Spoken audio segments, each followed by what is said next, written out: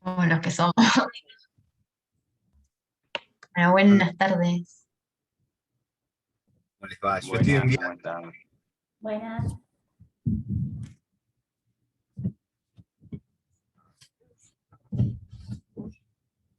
Bueno, ¿me escuchan? Sí, sí, se escucha, se escucha. Yo apago la Bueno. cámara que me muevo de lugar, pero en un ratitín ya aparezco de vuelta. No, cortito yo, porque estoy viajando, así que los dejo con los chicos. A ver, para tratar de aprovechar este último taller que vamos a tener antes del examen, por el fin de semana que viene, recuerden que es feriado. Traten de aprovechar el análisis de estas últimas lecturas que tenemos. Y el consejo, todavía no sabemos si la maratón va a ser presencial o va a ser virtual. Ahí estamos analizando las posibilidades, pero lo que sí le podemos decir, para el resto de los compañeros, traten de juntar todas las dudas que tengan y llevarlas al miércoles, ya sea presencial o virtual, porque bueno, es la última oportunidad que vamos a tener. Y corto, por último, a hacerle un agradecimiento a los chicos que han estado en todos los talleres, a los ayudantes alumnos por el esfuerzo, el compromiso, por la forma que lo han trabajado, que me parece que es muy, pero muy buena y que esperemos que les haya servido a todos y irlo perfeccionando. Nosotros siempre decimos que las críticas y las preguntas que a veces hacemos es para tratar de mejorarlo y que en definitiva les sirva a todos ustedes. Así que, bueno, sigo viaje yo, paré un cachito justo en la ruta, pero los dejo en buenas manos, porque bueno, todas las actividades que tienen programadas para tratar estas últimas lecturas, que las estuvimos viendo, la verdad que están muy buenas y les van a servir bastante. Chicos, los dejo, nos estamos viendo el miércoles. Un saludo grande para todos y gracias por aguantarnos. Nos estamos viendo.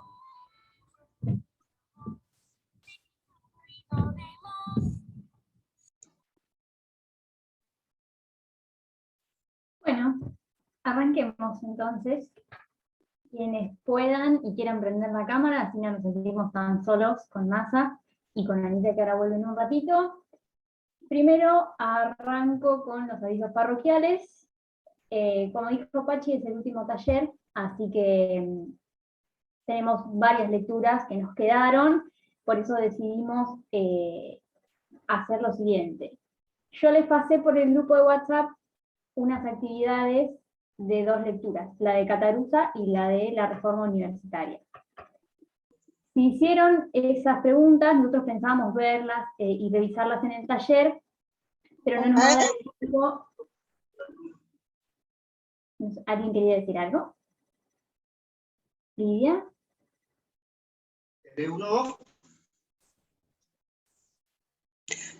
No, perdón, profe. Sí, Lidia, te escucho. No, profe. Ah, bueno, listo. Bueno, seguimos. De estas 2 guías que les armamos, nosotros pensábamos que las podíamos trabajar en clase, pero bueno, elegimos trabajar las unidades, las lecturas de la unidad 15, para que no queden pendientes y realizar, si ustedes quieren, si esas actividades ya las tienen hechas, si quieren revisar algo o tienen alguna duda, que lo puedan hacer, que nos envíen el cuestionario resuelto, que nos envíen las dudas, ¿sí? Para que nosotros le demos una devolución antes del parcial y que hoy podamos ver y agotar los temas de las lecturas de Novaro y de Taroncher, que son de la unidad 15. Así que yo después, por el grupo, les voy a pasar por qué medio nos pueden llegar a enviar el archivo que hayan armado con las preguntas respondidas, o de a cualquier duda que tengan de esas 2 lecturas, y de las lecturas que no sé si se acuerdan, el taller anterior, NASA y Anita les dieron para resolver. Así que si tienen ganas de hacerlo, está bueno porque les va a servir como un ejercicio para el parcial, así que yo después les aviso por qué medio nos pueden mandar eso y por qué medio nos pueden mandar las preguntas, porque todavía no sabemos si lo vamos a hacer por mail, a nuestros mails personales, o por algún foro en el campus. Así que yo después les paso. Hoy vamos a trabajar entonces Novaro y Taroncher. No sé si pudieron leer las lecturas, quienes estén presentes, si las tienen a mano, a ver si ustedes me dicen cómo vienen con estas lecturas.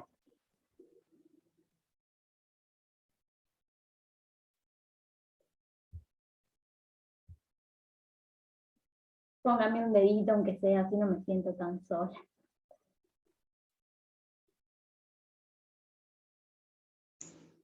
Yo no las leí todavía.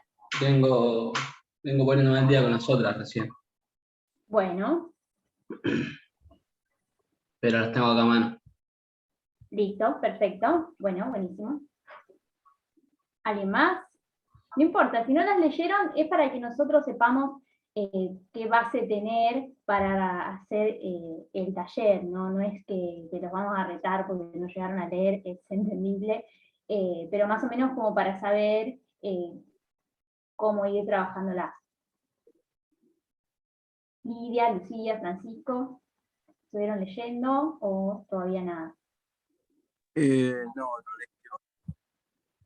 Bueno, listo. Entonces, vamos a hacer, porque nosotros siempre trabajamos con preguntas y respuestas, pero como el tiempo del taller también es acotado, si empezamos a hacer preguntas y ustedes tienen que ir de cero al texto, se va a hacer muy largo, somos poquitos, y tampoco la idea del taller es que ustedes, para que sea un plomo para ustedes, así que vamos a darle las líneas generales de los dos textos, así después ustedes, con las notas que tomen o con lo que se acuerden del taller, vayan a las lecturas a revisar.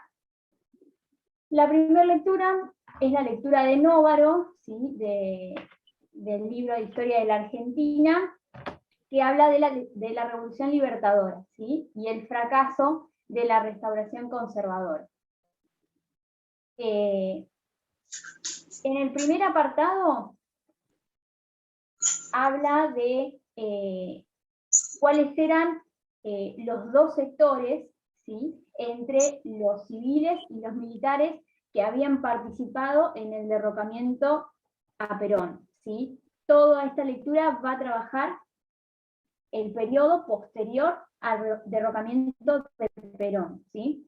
Entonces el texto nos dice que entre estos sectores que derrocaron a Perón había dos sectores bien divididos, ¿sí? Uno con la representación de la figura de Lonardi y el otro bajo la representación de Aramburu, ¿sí? Esto ténganlo en cuenta y sepan distinguir qué es lo que cada sector pensaba y tenía en cuenta. Generalmente gira en torno a la concepción del peronismo y qué tenía que pasar con el movimiento peronista, con Perón ya derrocado, ¿sí? En líneas generales, el sector liderado por Lonardi estaba compuesto por nacionalistas y católicos, ¿sí? Que pensaban que, ¿me escuchan bien? Porque me apareció el cartelito de conexión inestable, no sé si se corta o está muy bien. Se trabó penitas, pero se entiende bien. Genial. Se trabó la imagen, pero se escucha bien. Listo, buenísimo. Cualquier cosa me avisan. Entonces, este sector liderado por Lonardi entendía que los conflictos que habían debilitado al régimen peronista se debía por los vicios y errores de Perón, ¿sí? De la figura del líder. Si bien el texto también dice que algunos peronistas también compartían la opinión de este sector, por lo que explica que por eso no había, en el momento del derrocamiento a Perón, tanta digamos, tanto, que no habían hecho tanto por evitar el golpe, ¿sí? Porque había muchos que estaban de acuerdo con esto de los vicios y errores de la figura de Perón. Entonces, ellos sostenían que había que desplazar a Perón, y una vez desplazado Perón del poder, se podría preservar el sistema que él había establecido, ¿sí? Sin embargo, el otro lado, ¿sí?, de los que seguían a Aramburu, sostenían más que nada ideas liberales y republicanas, y consideraban que el peronismo había dado inicio a un régimen de Estado autoritario, corporativo y corrupto, por lo que debía ser eliminado todo el sistema, ¿sí? Incluso los aparatos sindicales y clientelares formados dentro de su mandato. Entonces, tenemos dos grandes grupos con características diferentes, que uno preserva, pretende preservar el sistema que había instaurado Perón, pero sin Perón. Y el otro ya quiere desterrar directamente todo el sistema, ¿sí? Tengan claro, básicamente estos son los puntos esenciales, pero léanlo bien en la lectura y ténganlo claro, porque en todo lo que es posterior al de la lectura van a tener que volver sobre estos temas. Después yo les había preparado una pregunta para que la fuéramos haciendo entre todos, pero dado que somos poquitos va a ser medio complicado. Así que no sé si alguien tiene a mano la lectura y quiere leer de la primera página la introducción. ¿Vieron que siempre está con una letra más chiquitita? A ver si alguien se anima.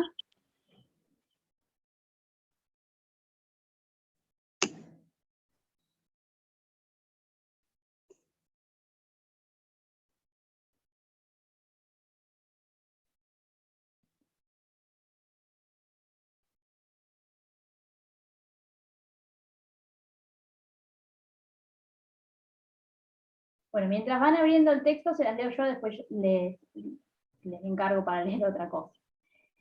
Y dice: muchas cosas cambiaron en la Argentina tras el derrocamiento de Perón, pero al menos dos rasgos particulares del país continuarían vigentes por lo largo del tiempo: la igualdad relativa en una sociedad muy movilizada y la ya crónica disputa sobre las vías para formar gobiernos legítimos. Estas dos características, que se potenciaban entre sí, sumadas a una crisis de autoridad estatal y a la creciente polarización social y política entre el peronismo y el antiperonismo, condicionarían marcadamente los intentos de crear un orden alternativo al derrocado por el golpe de 1955. De acá, el texto es súper conciso de lo que va a explicar después unos párrafos más adelante. Entonces yo quería partir de lo que siempre decimos, ¿no?, de la introducción y lo importante que es para poder ir armando este contexto que se forma luego del derrocamiento de Perón. Entonces, lo que hay que identificar y tratar de comprender es cómo los factores mencionados, ¿sí?, condicionan estos intentos de crear un nuevo orden alternativo al peronista, ¿sí?, después de su derrocamiento. Por un lado, tenemos la disputa sobre las vías para formar gobiernos legítimos, ¿sí? Y aquí el texto nos dice que el peronismo había introducido cambios profundos en los actores sociales y en las relaciones entre ellos y el Estado, pero que no les podía asegurar los medios económicos y las reglas del juego para resolver estos conflictos. ¿Qué eran las reglas del juego? Una constitución aceptada por todos para poder resolver estos conflictos, ¿sí? La falta de estas reglas marca todo el último periodo de Perón en el poder. Sin embargo, el autor dice que Perón mantiene vigente en su régimen pautas de democracia pluralista, ¿sí?, ya el concepto que venimos viendo en las bolillas anteriores, pero que progresivamente fue suprimiendo las condiciones de su ejercicio, ¿sí? Pero sin sustituirlas por un sistema alternativo, corporativo o autoritario. ¿Pero qué explica acá? Que claro, Perón, al no dar estas reglas del juego, como lo dice el autor, se constituye como el único mediador, ¿sí?, entre las fuerzas que componían su sistema, ¿sí? El ejército, el movimiento obrero, ¿sí? Entonces es central en todo su periodo su figura como líder. Y que tampoco existían estas reglas para solucionar los conflictos externos a su régimen, ¿sí? No integrados al peronismo, por ejemplo, la Iglesia Católica, los empresarios, las clases medias, ¿sí? Toda esta cuestión de este problema de legitimidad afecta y desencadena en esta crisis del 55. Después, este fue como el primer punto que destacamos del párrafo que yo leí. Luego tenemos la igualdad relativa en la sociedad. Esto, como dice el autor, la sociedad tenía rasgos igualitarios, ¿sí?, que la hacían difícil de gobernar y resistente al cambio. Fíjense que después, cuando vayan al texto, hay un apartado chiquitito de cómo los argentinos reaccionan, ¿sí?, ante las jerarquías. Es muy interesante porque aparte está explicado con un vocabulario muy común y les ejemplifica esto de resistentes al cambio y difíciles de gobernar también. Vean ustedes, porque acá esta parte del texto son varios párrafos que se explica, el autor lo explica muy bien, este concepto de igualdad que tenía la sociedad, ¿sí? Él lo explica mediante el análisis de la actividad económica, la actividad social, cultural y cotidiana de esa época, ¿sí? Cómo afecta en este sentimiento de igualdad.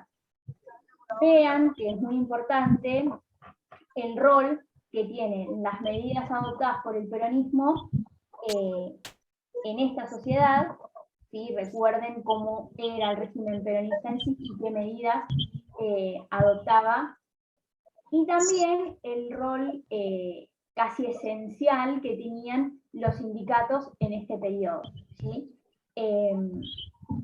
Y también cómo estaban arraigados los principios democráticos en la sociedad, ¿sí? Yo no vamos a hacer un análisis muy profundo en esto, porque son muchos párrafos, y aparte que cuando yo lo leí me pareció que no había una dificultad muy profunda, sino que era más fácil de leer, así que preferí trabajar sobre otras cosas que capaz le podían generar algún conflicto más, ¿sí?, de entender. Entonces, tenemos ya 2 puntos de los que fuimos mencionando en esta introducción. Ahora nos dice que esta situación de crisis de legitimidad y de igualdad relativa se suma a una crisis de autoridad. A una crisis de autoridad y a una polarización social y política entre peronismo y antiperonismo. ¿Sí? ¿Qué pasaba? Lidia, te apago el micrófono porque me hace como eco. Después, si vos querés hablar, volvelo a aprender, no hay problema, pero así se escucha mejor. Ahí está. Entonces, tenemos crisis de autoridad y polarización social y política entre peronismo y antiperonismo. ¿Qué pasaba? El autor explica que el peronismo había buscado fusionarse con el Estado, ¿sí? Y tras el derrocamiento de Perón, perdimos a Lidia. Tras el derrocamiento de Perón, se impuso un sistema de obediencia a las facciones políticas en conflicto, ¿sí?, a quienes habían quedado. Recuerden que Perón se encuentra luego de su derrocamiento exiliado, ¿sí? de la Argentina. Entonces se impone un sistema de obediencia a estas facciones políticas que estaban en conflicto, marcada, como dice el autor, en grupos de interés y tradiciones ideológicas enfrentadas, ¿sí? Este problema, como dice el autor, se hace visible en este periodo, pero tiene origen en el gobierno de Perón, ¿sí?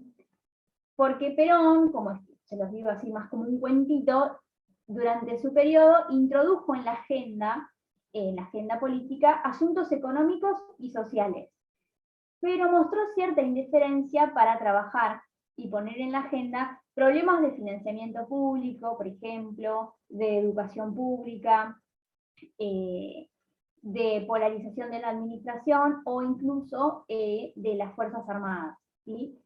Entonces, en este periodo se produce un cambio irreversible en el Estado, ¿sí? Y como dice el autor, los que llevan a cabo esta revolución libertadora no tienen en cuenta que este cambio es irreversible, ¿sí? Y pretenden que a partir de la ruptura del liderazgo de Perón se va a poder configurar lo que era el Estado antes de Perón, ¿sí? Tengan en cuenta esto porque es uno de los aspectos más centrales de esta idea de crisis de autoridad y de polarización social también. Entonces explica el autor que la lucha por el control del Estado se superpone en una lucha dentro del Estado y también en una lucha social, ¿sí? No sé si, no veo que tengan el texto a mano, así que les leo yo un párrafo que me pareció que estaba bueno destacar. Obviamente que... Yo lo tengo abierto en la compu, cuando quieras puedo leerlo si querés, si no pasa nada. Dale, así descanso un poquito. Es el tercer párrafo de la página 21. Página 21. Ya estoy. Es el numerito que está arriba de la página. De los Sí. chiquititos. Sería la lucha por el control, arranca así. No, arranca con el hecho de que la crisis de Ahí. legitimidad... Genial. El hecho de que la crisis de legitimidad del sistema político se sumara a una crisis cada vez más aguda de la autoridad estatal completa el cuadro resultante del golpe de 1955 y ayuda a entender la notable supervivencia del peronismo. Porque fue en gran medida gracias a ese debilitamiento del Estado que éste pudo, sin grandes traumas ni divisiones y de forma bastante rápida, pasar de una fuerza estructurada desde el vértice estatal a ser un movimiento de masas subversivo del orden existente y capaz de sostenerse excluido de todo asiento institucional. El debilitamiento del Estado es, por tanto, un efecto, pero también una causa de la persistencia del fenómeno peronista en la sociedad, que, como señalaba Daniel James, le permitirá reinventarse como partido del pueblo, como una fuerza antisistema que se niega a ser domesticada o erradicada. Bien, buenísimo. Bueno, a mí me pareció que este párrafo como que resumía en grandes rasgos todo lo que veníamos hablando y le daba como un cierre para que ustedes puedan entender más o menos cómo todos estos factores sumados terminan en lo que es la crisis del 55. No sé si quedó alguna duda o si seguimos. ¿Vamos bien? Vamos bien. Vamos bien. Bueno. Después, acá el autor, y esto se los comento para que ustedes después lo vean, habla del contexto externo, ¿sí? Léanlo, no me pareció muy complejo en la redacción del autor. Habla básicamente de qué pasaba fuera de la Argentina en ese momento. Subsistía este clima de posguerra, ¿sí? Sitúense en el año en el que estamos, y vean cómo afecta este contexto externo dentro de la Argentina y dentro de las facciones golpistas, ¿sí? Eso se lo dejo como tarea para el hogar. Después, si lo quieren revisar o algo, cuando les pasemos el mail pueden hacernos preguntas sobre esto también y lo vemos antes del parcial. Siguiendo con el texto, Acá volvemos a la primera pregunta que yo hice sobre las dos facciones que había dentro de los llamados golpistas, ¿sí? Esta división les va a explicar cómo Lonardi y Aramburu, cuando tienen su turno en el poder, ¿sí?, cómo desempeñan ese ejercicio del poder, ¿sí?, basado en esta división que hablábamos al principio. Entonces, el texto les va a señalar qué medidas toma cada uno. A grandes rasgos, como mencionamos antes, Lonardi intenta rehabilitar este esquema, ¿sí?, que tenía el peronismo, este esquema corporativo, sin la figura del líder Perón, ¿sí? Aramburu, por su parte, opta por la proscripción del peronismo, ¿sí?, y de todos quienes habían actuado en su sombra, como dice el texto. Tienen acá los rasgos bien marcados de qué era lo que sostenía cada uno. Identifiquen, cuando vayan al texto, el rol del sindicalismo, ¿sí?, en estos dos periodos, en la presidencia de Aramburu y en la de Lonardi, y qué medidas se toman con respecto a las leyes gremiales de paritarias y cuál es la respuesta de los gremios, ¿sí? Como dijimos al principio, los sindicatos y los gremios van a ser súper importantes en este periodo, así que identifiquen esos rasgos en los dos gobiernos que traducen en estas dos facciones que hablábamos al principio, ¿sí? Ahora sí, capaz que algo que les podía generar un poco más de complejidad, ya más adelante en el texto, son cuáles son las vías que Perón, desde el exilio, intenta para regresar al poder, ¿sí? Y cuáles fueron los resultados que obtuvo de estos intentos. Por un lado, y al principio, ¿sí?, muy cercano a la crisis del 55, Perón va a intentar por la acción militar, ¿sí? En los primeros meses él creyó que era posible una contraofensiva, ¿sí?, una contraofensiva rápida. Entonces, responsabilizó a la Armada, a la Iglesia Católica y a la oligarquía por su derrocamiento, ¿sí?, y llamó a la insurrección del pueblo y del ejército, ¿sí? Opta por una acción militar. ¿Qué sucede?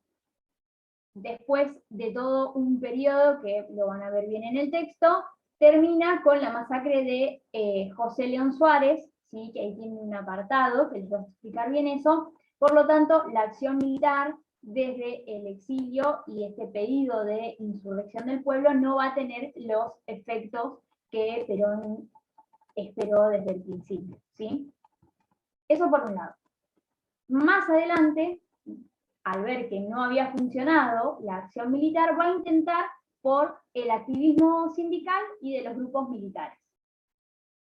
Entonces, va a tratar de tomar el control nuevamente de los sindicatos y de los grupos militares, ¿sí?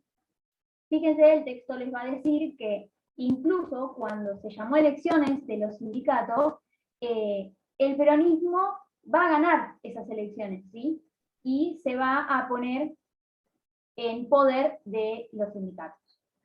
Y aquí el texto les dice, la relegitimación del peronismo gremial culmina en el Congreso Normalizador de la CGT, cuando se dio origen al polo sindical de las 62 organizaciones, ¿sí? ¿Qué sucede? La conducción de la CGT por parte de los peronistas va a ser la voz legítima del movimiento peronista en el país durante un tiempo, ¿sí? Pero, ¿cuál es el resultado de este activismo sindical que pretende Perón? Que los sindicatos también tienen sus propios intereses, ¿sí? Entonces, ¿qué va a pasar? Los sindicatos van a empezar a negociar con Aramburu, ¿sí?, que comienza a ver que le conviene atender a las expectativas de los sindicatos, entonces se va a alejar un poco de esto que Perón pretendía, ¿sí? Y de ser la voz del movimiento peronista del país, ¿sí? Pasando a otro estadio en estas vías que intenta Perón, luego va a intentar reconciliarse con la Iglesia Católica y reconciliarse con el ejército. Recuerden que en un principio responsabiliza a la Iglesia Católica de su derrocamiento, ahora va a decir que quien fue responsable de ese derrocamiento fue la masonería, ¿sí? Intenta reconciliarse con el ejército y con los empresarios, mostrándose como la mejor barrera ante el peligro de guerra social, ¿sí? Recuerden que en ese momento el comunismo y el socialismo eran como una gran amenaza, entonces Perón pretende recuperar estos lazos con el ejército y los empresarios, mostrándose como una barrera para que eso no sucediera, ¿sí? En este punto también Perón va a dar, la derecha, ¿sí? Va a dar su aval para la constitución de partidos neoperonistas, ¿sí? Dentro del país.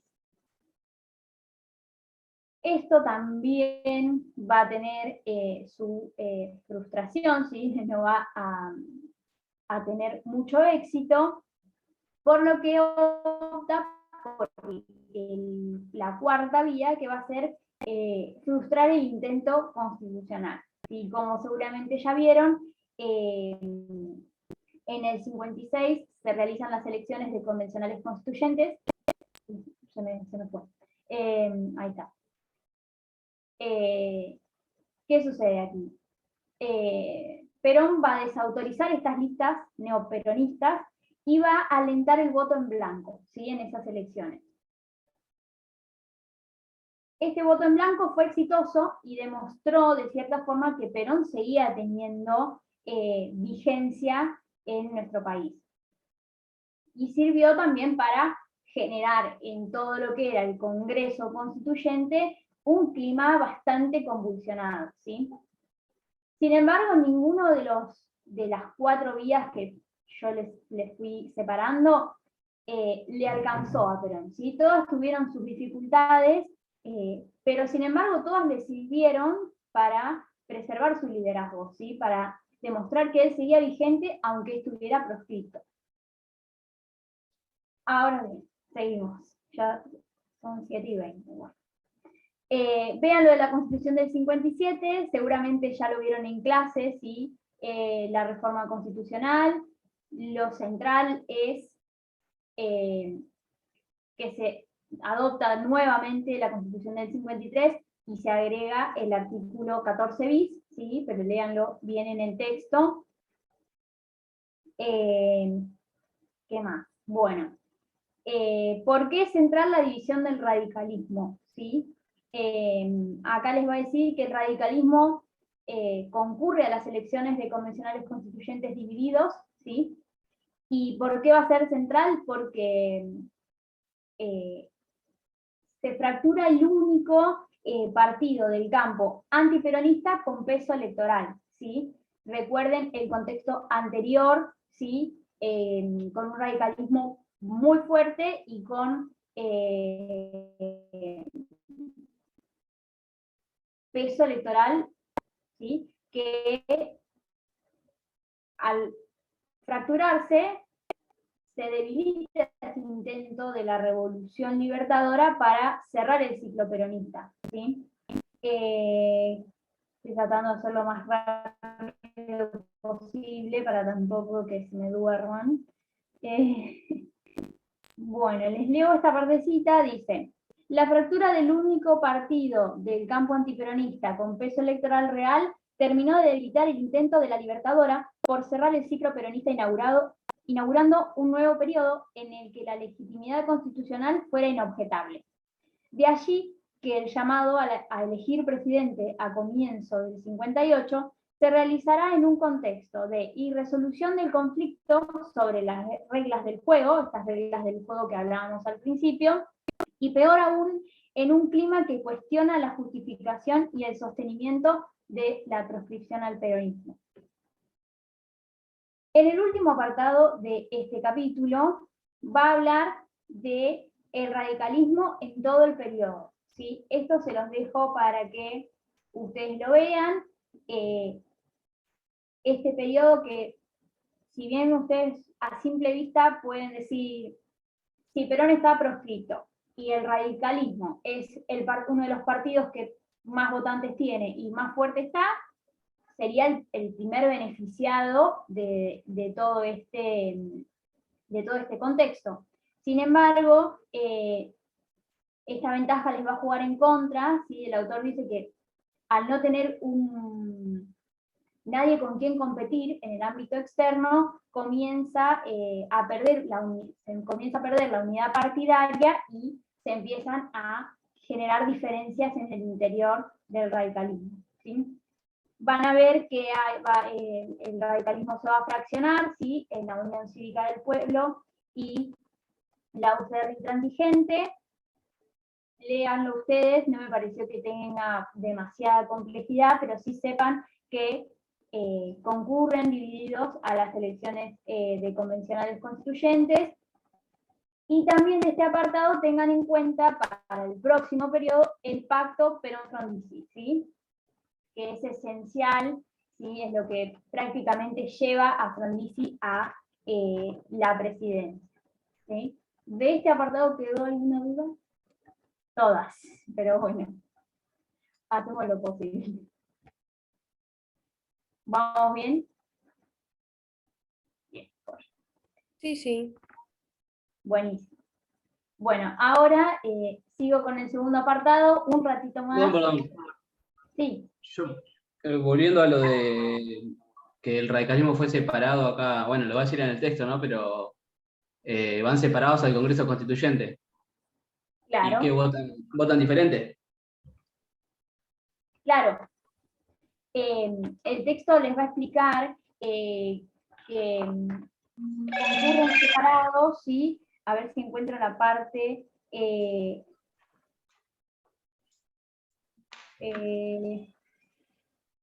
no, bueno, pero van a tener la explicación de la Unión Cívica del Pueblo y la intransigente, ¿sí?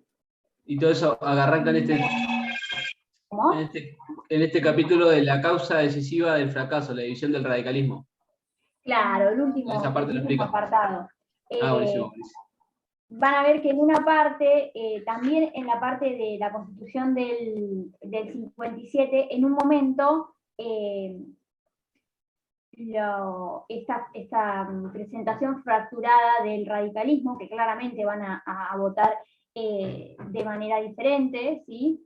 En un momento se retira, ¿sí? Frondizi, cuando ve que se va a derogar la Constitución del 49 y se va a optar otra vez nuevamente por la del 53, y se van a resguardar los derechos sociales, ¿sí? Mediante el artículo 14 bis, aquí Frondizi y esta parte del radicalismo se va, ¿sí?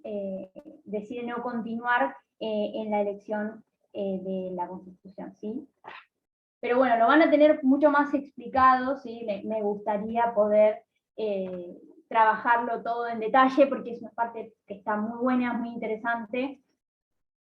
Pero bueno, básicamente termina en el pacto Perón-Frondizi, en un radicalismo fracturado, por lo tanto, claramente una parte decide tomar esta línea de continuar aliado al peronismo, y la otra parte totalmente lo contrario, ¿sí?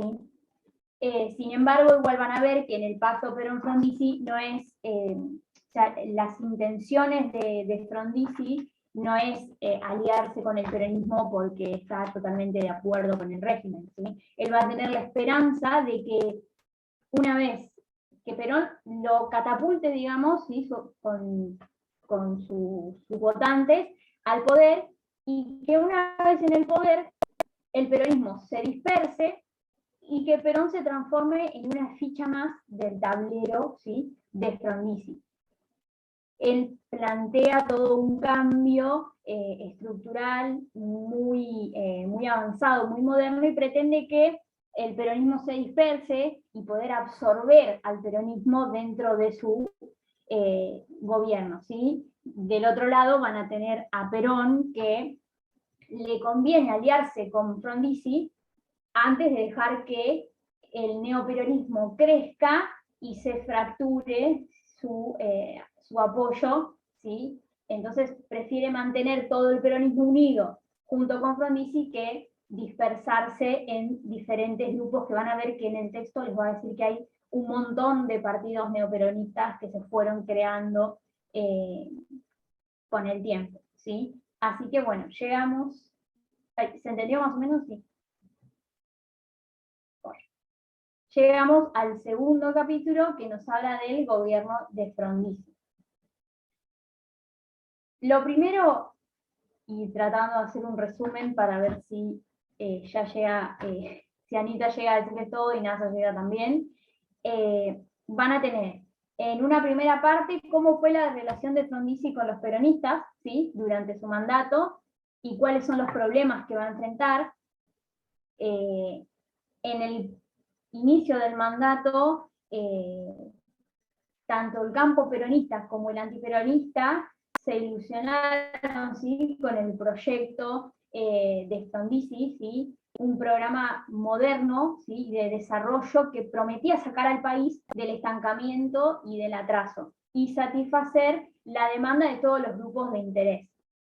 Pero van a ver que va a tener bastantes obstáculos para lograrlo, ¿sí? Uno de ellos es, por ejemplo, la dependencia de Frondizi de los peronistas va a generar un recelo de los antiperonistas, que lo van a ver como desleal y van a tildarlo como un gobierno ilegítimo, por ejemplo. Después se van a encontrar que Frondizi quería terminar con esta dicotomía de antiperonismo-peronismo, pero formando como una alianza entre los dos polos, pero que no tuvo en cuenta que había una situación preexistente donde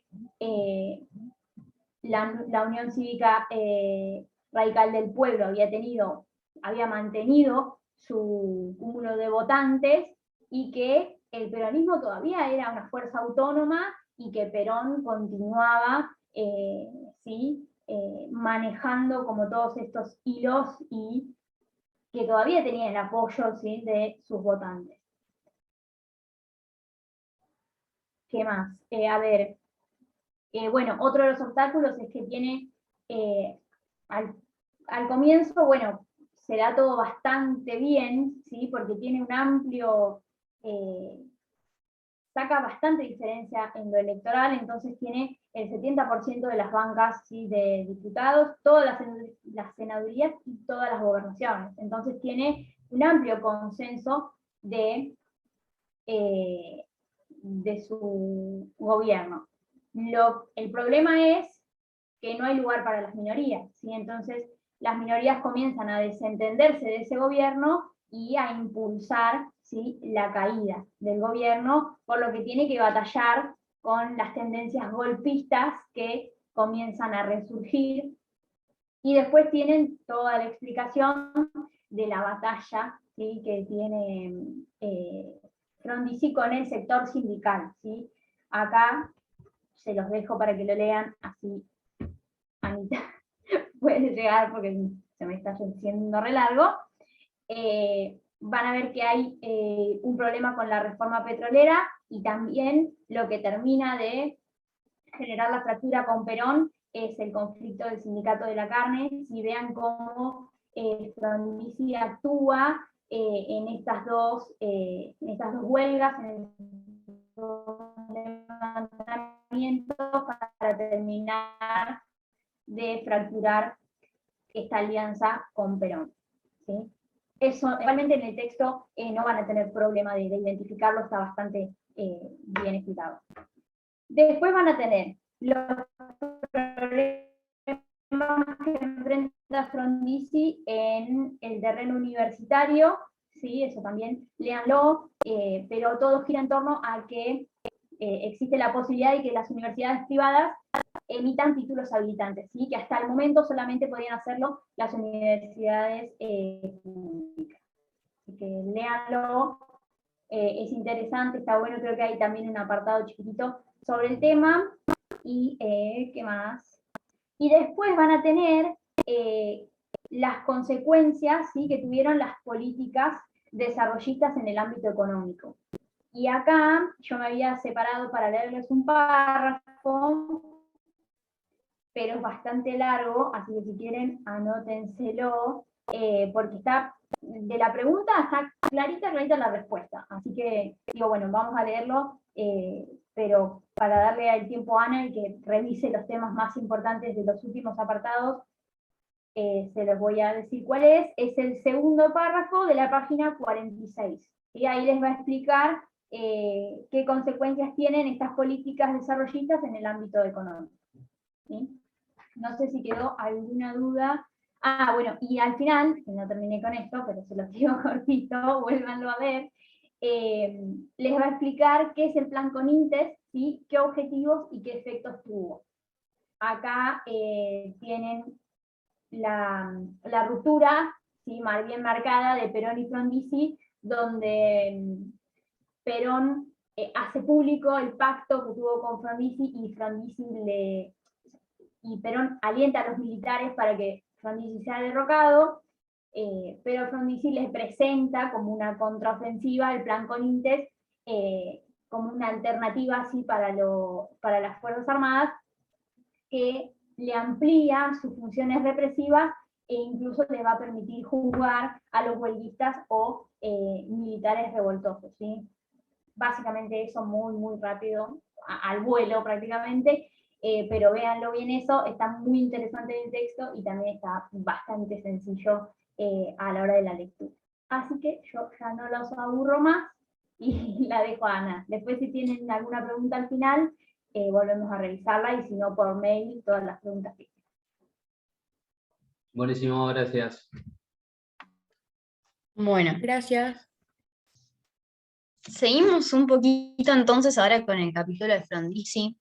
Otra de las cosas que quedó pendiente, ¿sí? Antes de que termine el capítulo, que es importante que le presten atención, tiene que ver con los cambios sociales, ¿sí? Que se produjeron durante esa época. Y acá, bueno, o sea, yo les voy a ir marcando algunas cosas generales porque también quiero dejarle tiempo a NASA para que pueda redondear un poco la idea del segundo texto.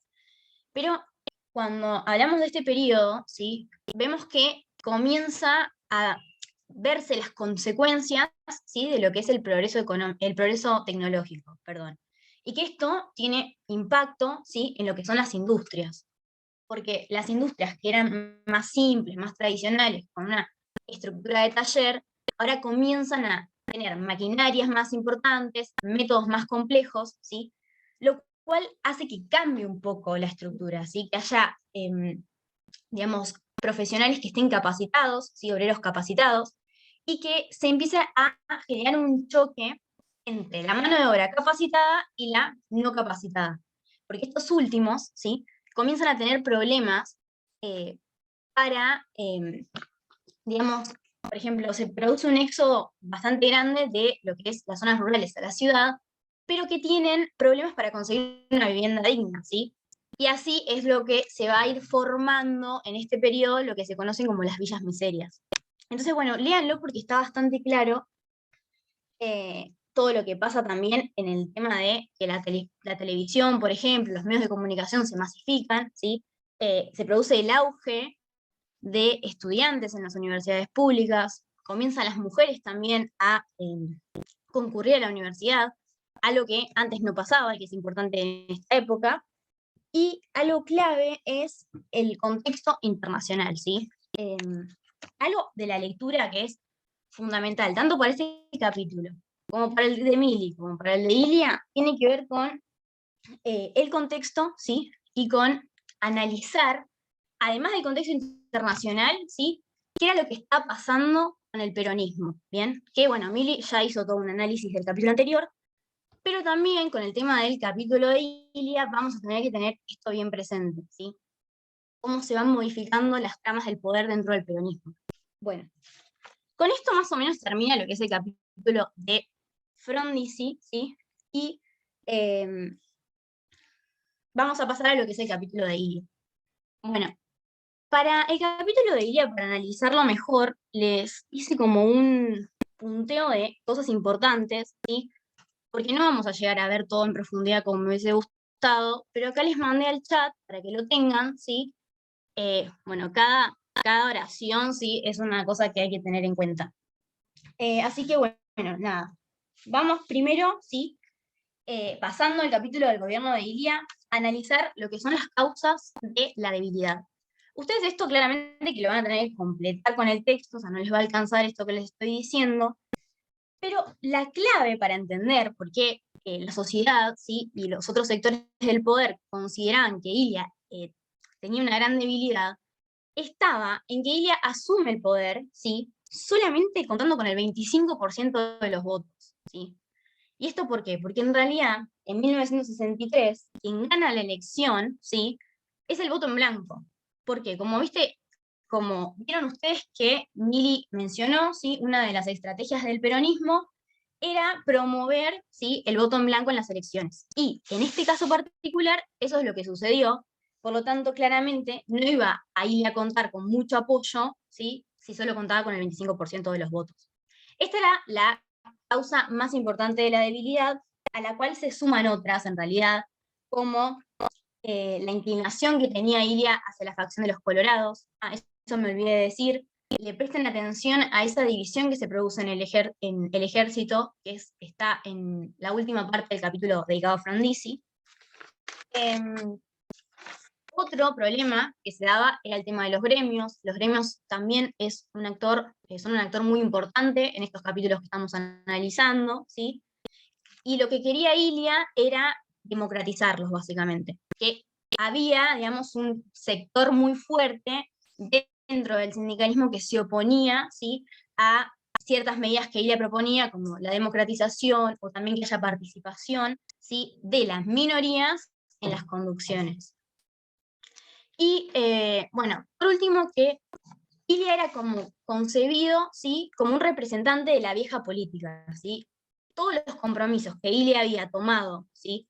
Cuando asuma el poder, él estaba, digamos, decidido a cumplirlo, cosa que en realidad traía la crítica de otros sectores, porque consideraban que muchas de las promesas que Ilia había realizado en la campaña, ¿sí? Ya no tenían razón de que se lleven a cabo, ¿sí? Por el cambio constante que se producía en esas épocas. Era una época de mucho movimiento, ¿sí? Y se lo acusaba a Ilia de no adaptarse a estos cambios, ¿sí? Bueno, eso más o menos con el tema de la debilidad. Ahora, con el tema de la política económica, ¿sí? Acá vemos que Ilia puso el acento en el nacionalismo económico, ¿sí?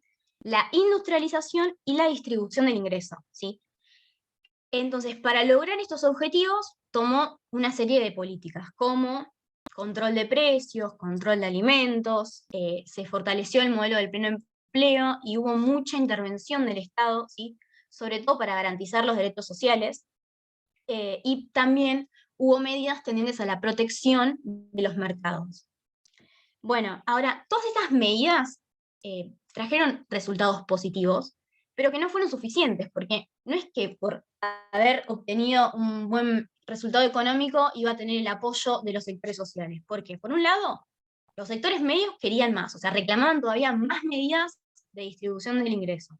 Y por otra parte también tenemos a los sindicatos que seguían exigiendo todavía de Ilia, más allá de que se habían tomado estas ciertas medidas que los beneficiaban.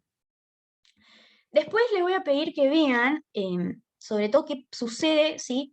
Y la relación que tiene Ilia con los jóvenes, ¿sí? Y la relación que tiene Ilia con la prensa. Pero bueno, no voy a llegar a profundizar mucho más en esto. Ahora, el tercero de los ítems que le mandé ahí por chat es la relación que tiene con el peronismo, ¿bien? Y este fue el campo en el cual Ilia tuvo más problemas, ¿sí?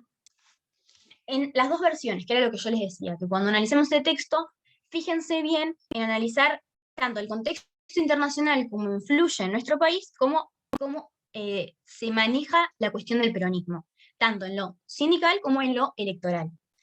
Bueno,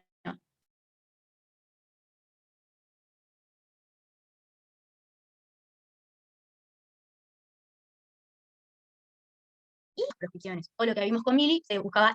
Pero Ilia lo que pretendía era que el peronismo, ¿se me escucha bien? Porque me pareció como que no tenía internet. Sí, se trabó ¿Sí? un poco al principio. Ah, bueno, bien, bien. Bueno, Ilia lo que buscaba era que sus enemigos, o sea, que el peronismo, ¿sí?, esté dividido para que él pueda ser, digamos, la única opción viable, ¿sí?, para evitar que el peronismo vuelva al poder. Pero la realidad es que esta división del peronismo, no es que Ilia tuvo que hacer mucho para que dentro de los mismos peronistas se produzca la división, y algo que les pido que anoten para leerlo bien, ¿sí?, es todo lo que sucede dentro del peronismo, ¿sí?, en lo que es la operación Retorno. Porque Perón finalmente intenta, ¿sí?, volver al país, pero todo lo que tiene que ver con el sector de Bandor y de la 62, ¿sí?, habían prometido que se iban a movilizar para exigir que Perón pueda entrar al país, pero esto no sucedió, ¿sí?, no lo hicieron, por eso es que Perón los denominó como traidores, y Perón estaba en el avión, ¿sí?, pero en Brasil porque no podía entrar a la Argentina, ¿sí? Entonces, toda esta cuestión, ¿sí?, que en cierto punto lo dejó a Perón en una posición de debilidad, ¿sí?, frente al resto de los actores políticos,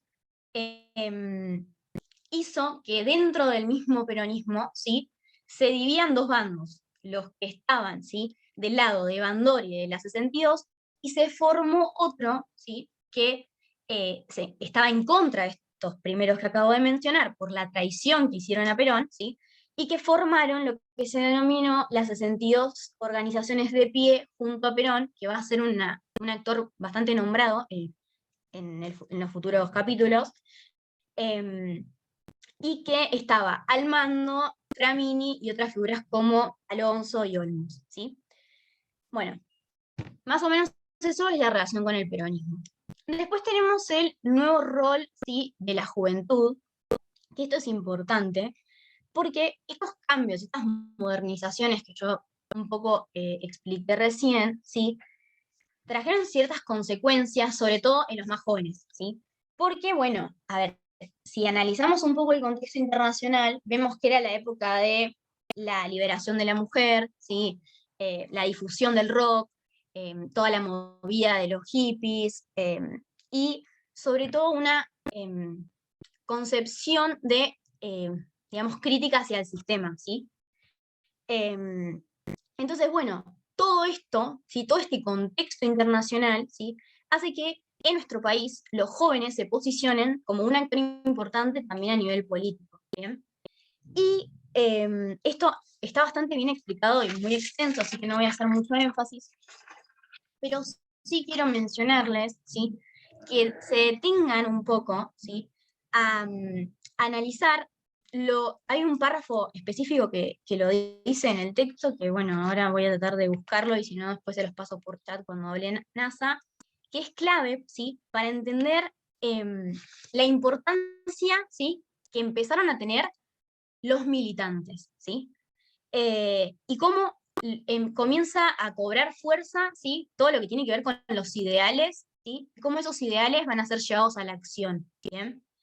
¿Por qué? Porque acuérdense que estamos en una época donde se trataba de romper, ¿sí?, con todas las ideas tradicionales, ¿sí? Y estaba muy presente, ¿sí?, lo que tiene que ver con la idea revolucionaria, o sea, por el contexto en el que estamos insertos, que es, a ver, el triunfo de la Revolución Cubana, ¿sí?, la Guerra Fría, los procesos de descolonización que se producen y también las experiencias socialistas que se están dando en Asia. Entonces, todas esas ideas nuevas que empiezan a surgir tienen mucho impacto, ¿sí?, en lo que son los jóvenes. Otra cosa que también quería marcar, ¿sí?, es el rol que tiene la Iglesia Católica en esta época, porque incluso la Iglesia Católica, o sea, los jóvenes católicos, llegaron, ¿sí?, a formar su propio brazo revolucionario, ¿sí? Entonces, bueno, es toda una cápita aparte de eso que no van a tener problema para leerlo solos. Y para terminar y darle el paso a NASA estos últimos 10 minutos, lo último importante que tiene este capítulo, ¿sí?, es que cómo es que se produce el fin del mandato de Ilia, ¿bien? Y acá vemos que Ilia es expulsado de la Casa Rosada, ¿sí? Él se niega a renunciar, pero lo expulsan igual y asume Onganía, ¿bien? Entonces lo que se produce es un golpe de Estado, ¿sí? Pero este golpe de Estado era, digamos, diciéndolo en criollo, se venía a venir, ¿sí?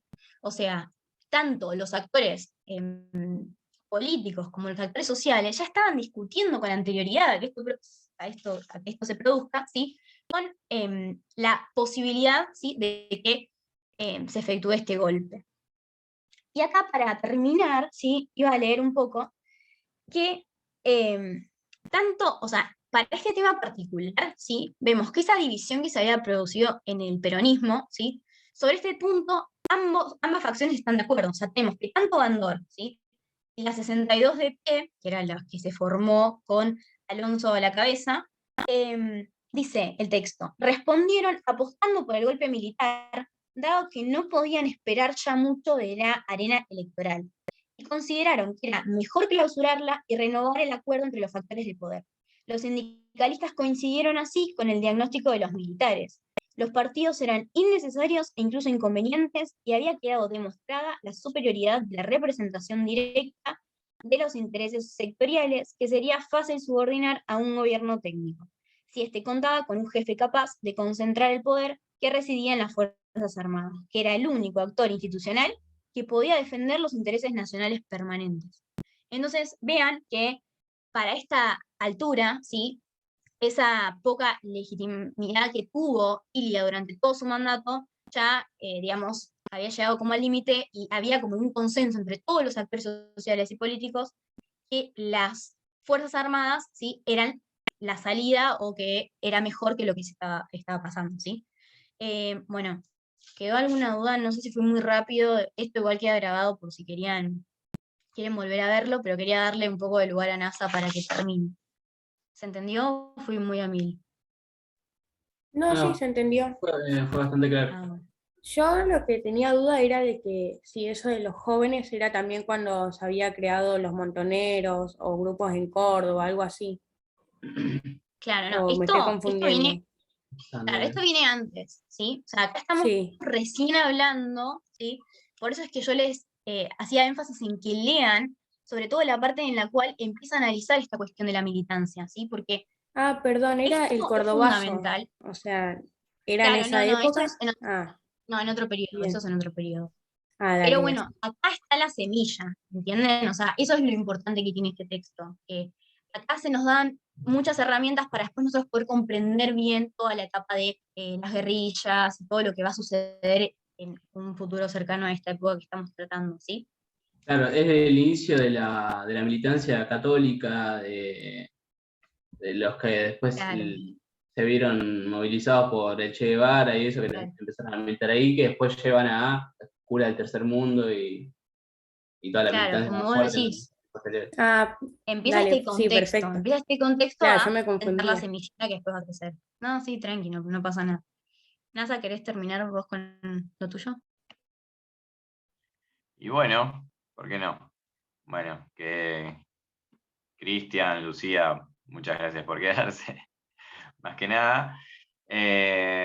Bueno, nos quedan 10 minutitos, yo creo que sobra, la verdad que el texto no reviste mucha dificultad, es un texto muy complementario a lo que recién estaba contando Anita, a lo que es la segunda parte del texto de Novaro, y más que nada trata lo que fue la maniobra de prensa que hubo desde que asume Ilia hasta que es derrocado en el 66.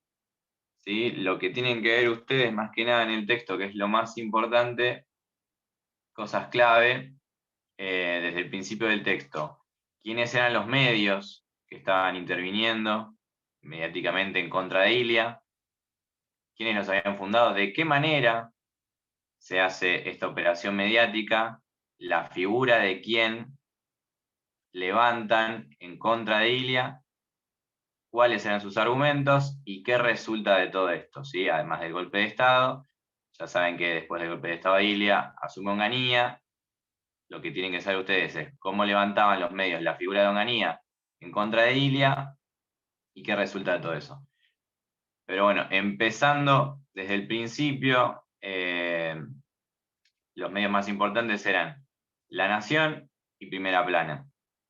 Pero lo que tienen que tener en cuenta ustedes, más que nada, es que los dos medios no tenían posturas similares, o sea, si bien estaban en contra del gobierno de Ilia, los dos, como recién decía Anita, si se acuerdan de las debilidades que tenía Ilia, que solamente había sido elegido por un 25% y había elegido el voto en blanco, los dos tomaban esa debilidad para decir que Ilia no era un gobierno de base popular, que no había sido votado por el pueblo, que el pueblo estaba en contra de Ilia, pero ambos respondían a facciones ideológicas diferentes. La Nación respondía a los sectores de acumulación económica, a los grandes empresarios, que se veían afectados por las políticas proteccionistas y nacionalistas que tenía Ilia. ¿Sí? La derogación de los contratos de petróleo, la venta directa de granos, la ley de salario mínimo vital y móvil, el control de precios. Por todas esas políticas proteccionistas y nacionalistas se habían afectado a los sectores económicos de mayor concentración, y era por los cuales velaba medios grandes como por ejemplo La Nación. En cambio, en Primera Plana, que había sido fundado por Jacobo Timerman, y ahí prestenle atención al texto, que hay un apartado de una entrevista a Timerman, donde él expone los argumentos para estar en contra de Ilia y blanquea que hubo un golpe desde que asumió Ilia hasta que se concretó, que se estaba planeando desde los medios. Pero expone una postura totalmente diferente a la que tenía, por ejemplo, La Nación en cuidado de los grupos de concentración económica.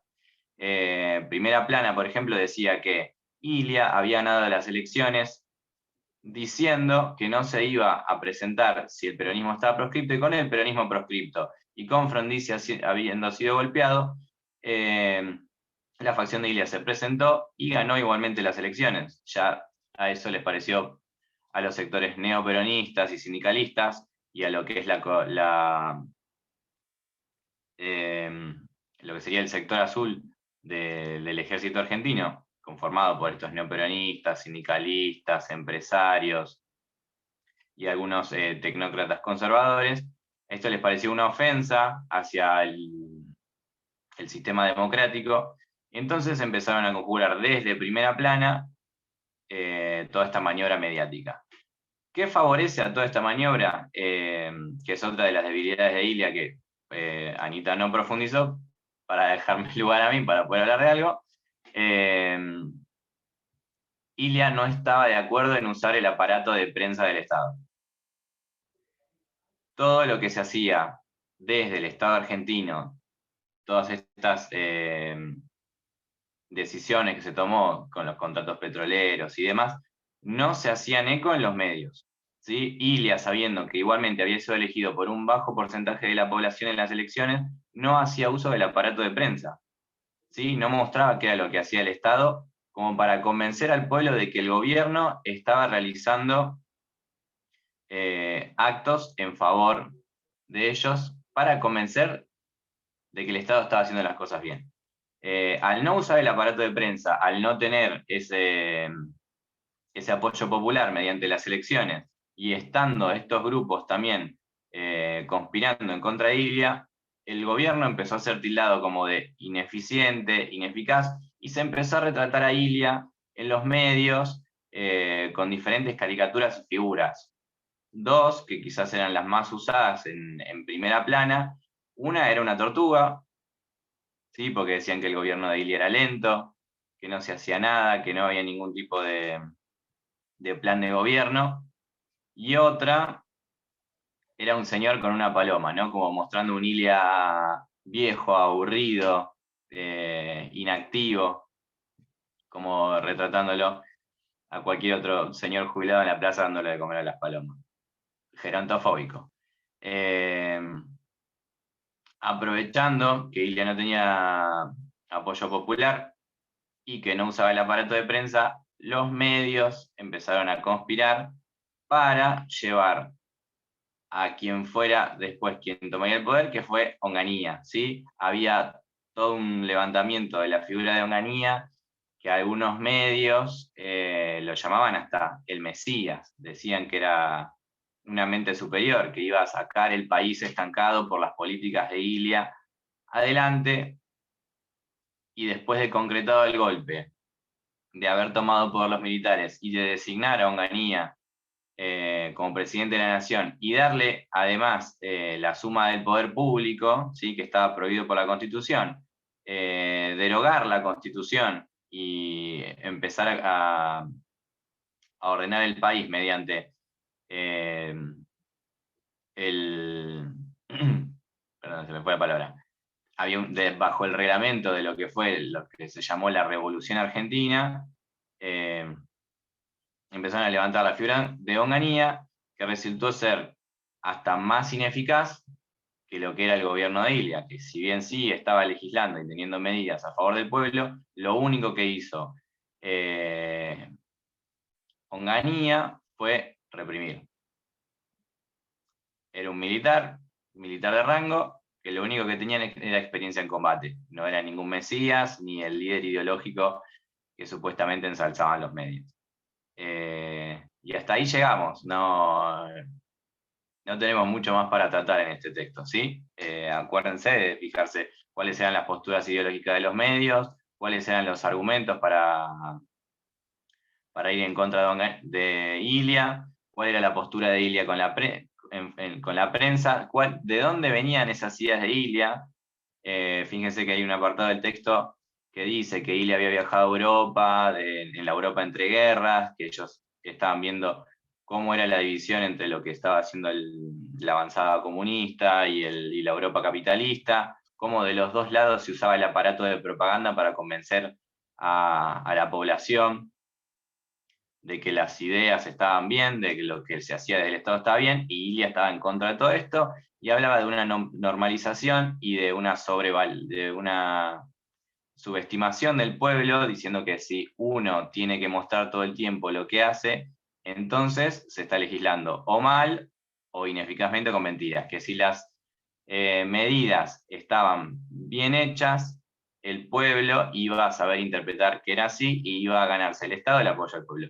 Cosa que nunca pasó, y mediáticamente ayudaron al golpe de Estado. Así que, bueno, 8 en punto, llegamos justito. Creo que no hay nada más para agregar.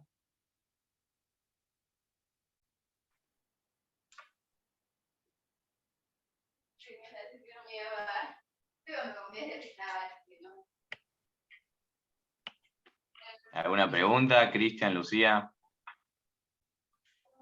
Yo por mi parte no. Quedó bastante clara esta parte. Bien. Sí, no, yo Lucía. tampoco, lo entendí re bien. Bien, buenísimo. Bueno, buenísimo, entonces. Bueno, gracias por participar a ustedes. Y bueno, como dijo Mili, después les vamos a avisar por dónde, si tienen ganas de mandarnos las guías que mandamos la semana pasada, nos la envían por el medio que avisemos y nosotros las chequeamos. Dale, Buenísimo. muchas gracias. Buenísimo. Muchas gracias a ustedes también por el taller y por el aguante. Sí, muchas gracias. Por favor. Gracias. Bueno, Nos vemos. buen fin de, que anden bien. Igualmente. Adiós, igualmente.